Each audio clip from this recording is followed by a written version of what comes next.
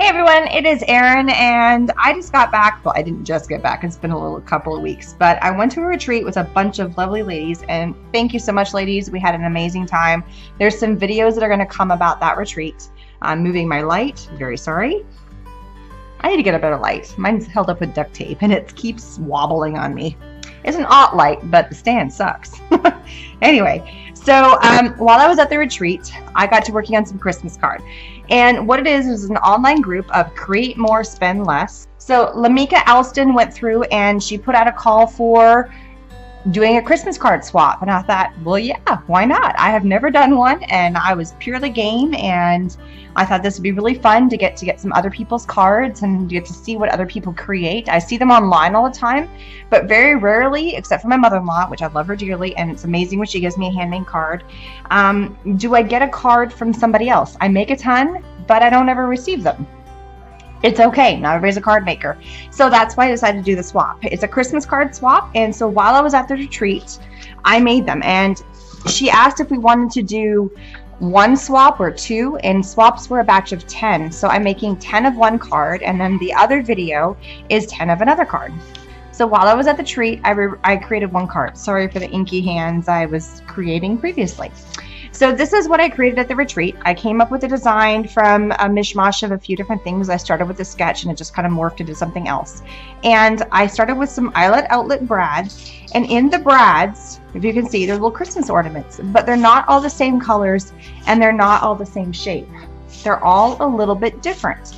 There's some mauve, there's some purple, there's red, there's green, there's gold, there's a little bit of everything. And they're just purely called 12 ornaments, and there's 12 in there. So it was very easy for me to make 10 cards and only put one on there. That's all I could put. So what I then did is I took the eyelet outlet enamel dots and I placed them, because I like groups of threes. Groups of threes are so easy. 1, 2, 3 right here. And then I found some papers. Craft is so easy to work with. I mean, it's a very, very easy substrate to work with. So I went with a craft-based card. And these are A2 size cards, which means they're 5.5 by 4 1/4. I get that, 5.5 by 4 1/4. And I'm a layerer. I'm such a layering person, and I like to put layers upon layers upon layers. I think it adds such dimension and such depth. And I love my mists. I can't get away with my mists. So this is where my card went. So what I did at the retreat, and here's some of the stuff I used. So I did not use this one. I tried to keep all the strips of the colors I was using. So red and ivory ribbon stripe, that's this one. This is just plain black cardstock. This is red and white reverse dot, I think. And these are all from Canvas Core. Same with the cardstock and this card. These are both craft. And the flowers and the brad are from from Eyelet Outlet. So here are the flowers from Eyelet Outlet, which I use in 2 different places. And to give me a little more depth to my card, because you're only seeing a portion of the flower up here, I cut it in half. And I'm going to assemble one for you here in a minute, because I have some other pieces that I set aside specifically to do a card on video, because I couldn't video at my retreat. I didn't want to do it. I didn't want to bother. I don't have my setup. I don't have all my stuff.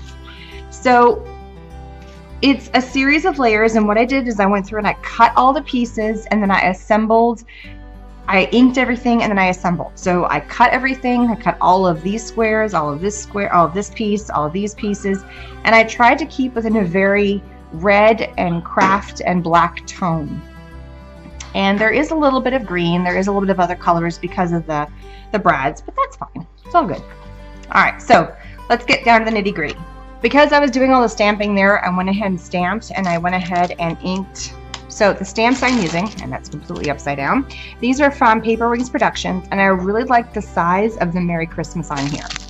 These are, and you can see I used a ton of this, these are cling stamps. They are rubber mount cling stamps, and she's a very nice lady. I just started working with her over the summer, and she's based out of San Antonio. So go check her out, Paper Wings Productions, and just the one stamp, that's it. This Merry Christmas right here, and it's a beautiful script. It's absolutely gorgeous, and she does them herself, which is fantastic. So I have already pre-stamped and inked this one. The ink I'm using for this is the Brutus Monroe Detail ink, and I just use black, and I really do ink everything. So as you're seeing here, I'm going to go through and I ink the edges of everything. I have an issue with the white. I'm not OCD, but once I got told this little fun detail about how there's a white edge on everything, and you can definitely see it. And here you can see a craft edge because the back side of this is craft. I just see it all the time now. And it's not that I don't like the stuff that's not inked. It's just for me personally, it's become a habit now.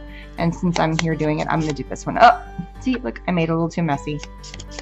Some people like that. To me, because it's a word, it bothers me.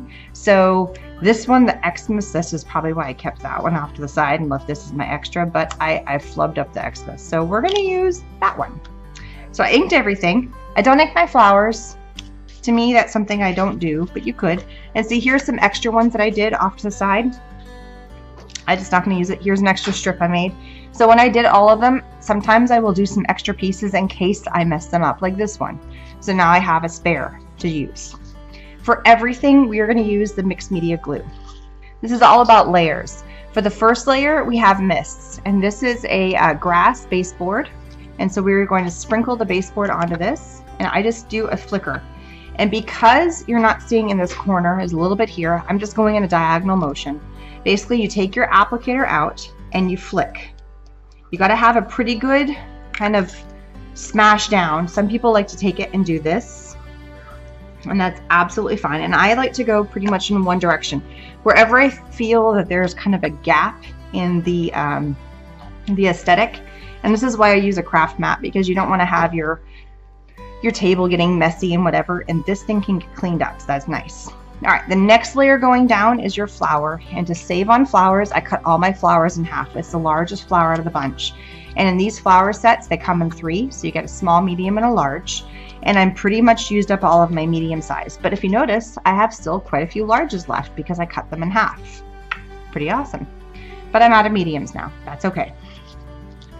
So you're going to start with your flower, and you're going to start with your black strip. I lay my black strip down first, and then I kind of know where my flower is going to be. And this is why I like using a liquid glue for all of this, because then I can really kind of play.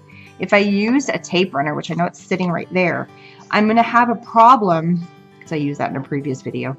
I'm going to have a problem moving it around if it's not quite in the place where I want it to be. But liquid glue's got a little more play, especially when you're adding layer upon layer upon layer.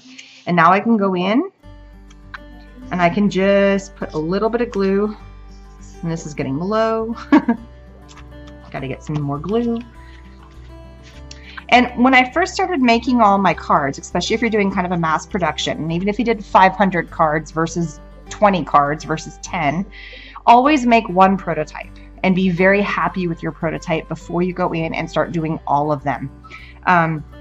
Because I was working with 10, I did make sure that I had enough paper of that particular color to make all 10 versions. The one thing that I don't have enough of that exact same piece is the brad, but I was fine with changing the one middle brad. Perfectly cool with that. All right, next layer up is this guy right here, and it's going to go just like this. To save paper, you could just go cut little pieces, and because this is going right on top, you could just tuck little rectangles and miss this entire middle section. But I had the entire paper, so I was not worried about it.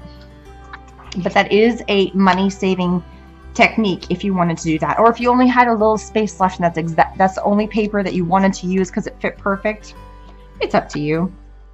Again, you could use a tape runner, but I'm not going to. Oh, I forgot something. Look at that. I'm talking and I'm completely forgetting the fact we have to add a brad in there. So really fast, and I would normally, this is a mouse pad, and this is what I use to puncture holes with, but because I made the lovely mistake of putting glue down, well, I think I can still do it. I'll just do it backwards. So I'm going to do right about there. It's going to be here. Normally I would do this the right side up, but I messed up because I put glue, and I don't want to put the glue on this mat. See, we all make mistakes. And let's go with green. Why not? So this was a pack of 12, but I only need to make 10 cards. So I puncture a hole to give a place for my brad to go. Make sure my brad is facing correctly. Go ahead and place my little divots down, and I can come back in and add my enamel dots in a minute. Now, because this has been sitting for so long, I'm gonna have to re-glue. That's okay, I'll live.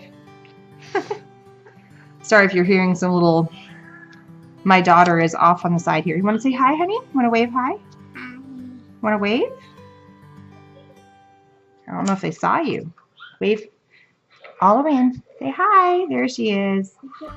Here's my daughter. She wants to come and wave hi. Sorry if you keep hearing some little noises in the background. She's watching her little videos on a different computer, which is in the same room.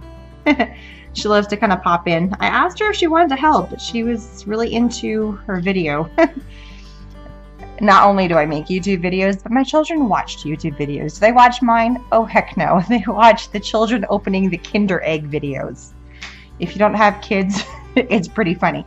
People dressing up in cosplay in, you know, Anna and Elsa costumes and running around. It's quite amusing to see adults dressing up and acting like Anna and Elsa or Superman or Batman, whatever it may be.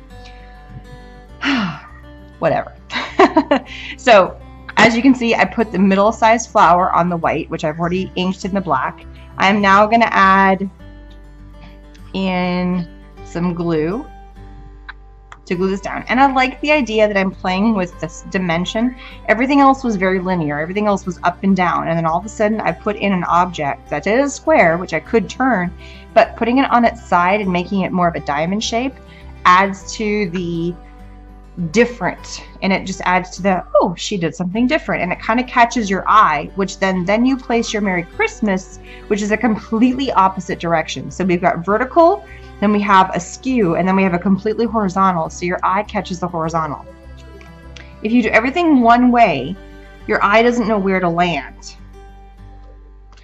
because everything's going one direction. So you have to kind of play with it, which is also why adding in the flower, which is a circle, adds to the element of, oh, that's something different there. Here's the other thing. Your eye likes to look at, and it's very pleasing to look at odd numbers. So if you look at the layers I have here, 1, 2, 3, 4, 5, 6, 7, it's an odd number. If I took away one of those layers, it would look odd to us. It would look like there was something wrong and something missing. So odds are great, which is why I put a big one and 2 small ones on the sides. So these little enamel knots, this one is, I don't even have a specific green, and they already are sticky.